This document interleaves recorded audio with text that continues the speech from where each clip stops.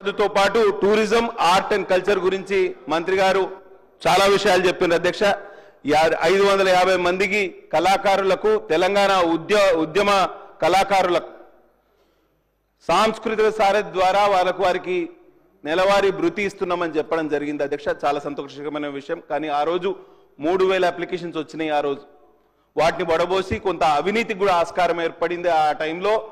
ఆశ్రిత పక్షపాతానికి కూడా అక్కడ అవకాశం ఏర్పడింది కాబట్టి ఆ 3000 మంది కళాకారులు ఇవాళ తెలంగాణ ఉద్యమ నిరుద్యోగ కళాకారుల సంఘం రాష్ట్ర కమిటీగా ఏర్పడి వారి ఒక విజ్ఞాపన పత్రం ఇచ్చారు అది నేను మంత్రి గారికి పంపిస్తా దయచేసి సానుకూలంగా పరిశీలించండి వారికి మీరు ఎందుకంటే తెలంగాణ ఉద్యమంలో వీరి పాత్ర మనం కాదనలేని సత్యం ధూమ్ధామ్ కళాకారుల ద్వారానే ఇవాళ రాష్ట్ర ప్రజలు ఒక సంఘటితంగా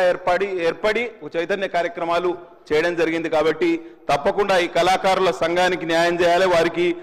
కూడా నెలవారీ భృతి కల్పించాలని నేను ప్రభుత్వాన్ని